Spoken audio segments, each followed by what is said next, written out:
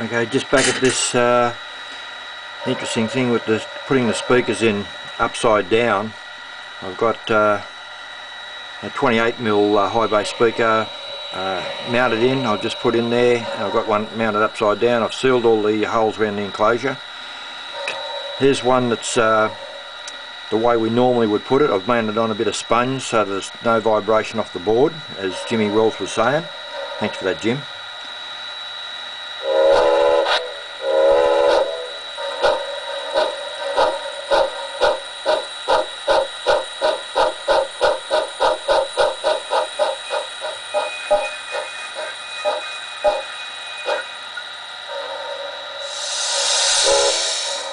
Okay, now we'll swap out, and we'll just go and put the one without.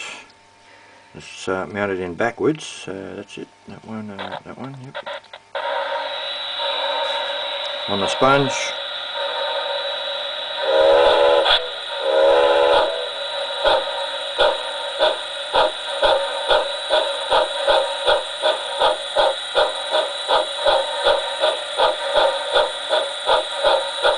Now that's still got the holes around the side there to let the air out the back way. The back sound wave can come out the back there still.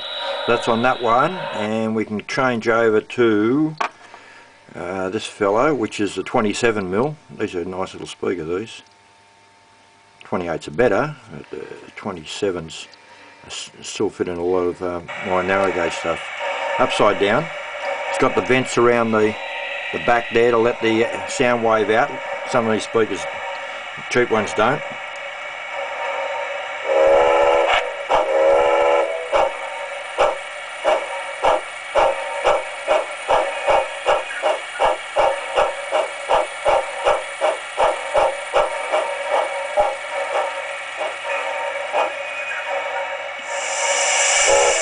Okay, now I've made a new box. I've made it out of balsa wood. I cut a block of balsa wood up to make it thicker than the sheet stuff that you normally buy. I'll turn around to that speaker.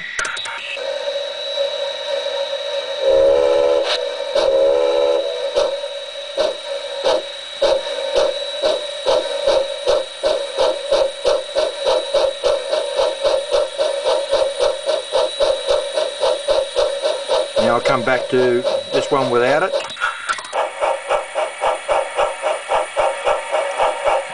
Difference, that's a lighter sound. Okay, that's one of the standard enclosures that you buy, and that's one I've made out of wood, and wood really does make a difference.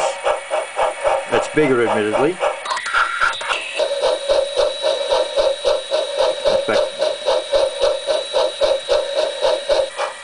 That's a 23mm, and we can go to the same speaker over here without an enclosure at all.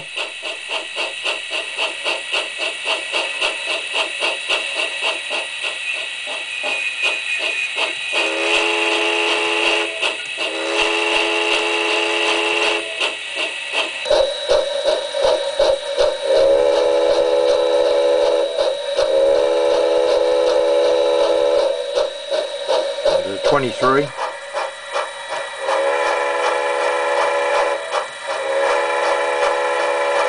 And we'll come back to this fellow.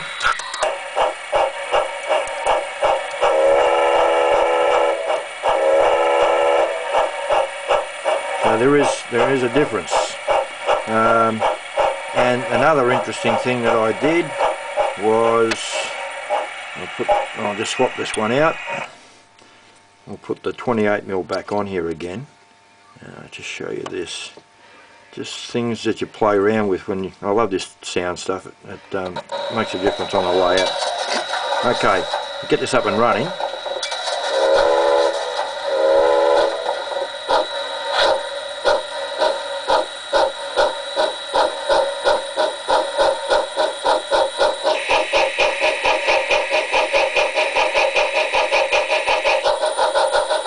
That's an old speaker box that I made for 23, but just using that as a tube in front of the speaker. Listen to the sound difference.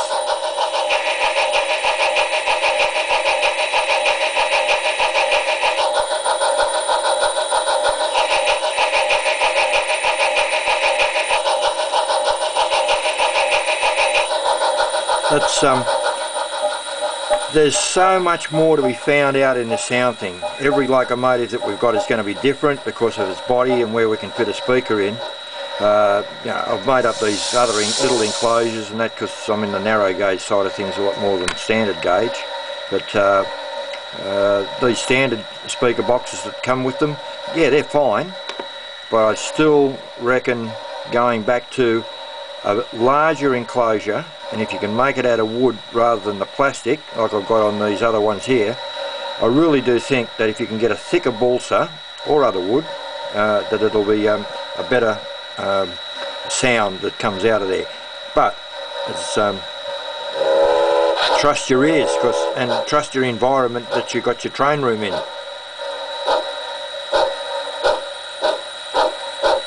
One other thing, just showing you, a lot of people, you get on the back of these, you don't have any idea of which is positive and negative. Now some may say it doesn't really matter, but you can get a normal 1.5 volt battery, and if you're very quick you can put them together, and what you'll do is, should have done it with this one, the positive will raise the speaker out. So whatever terminal you got the positive of the battery to the positive, the speaker will force itself out. But you just got to touch it quickly and put your finger on there and feel at the same time, and you can work out which way is the positive and which way is the negative on a speaker. Because a lot of these, well, all of these high bass speakers I've found so far don't have any positive or negative, whereas the other ones do. Okay, so this sound thing, still very interesting.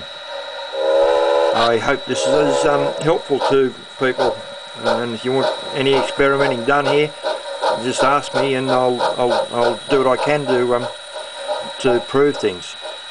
Okay, thanks a lot, and that's all.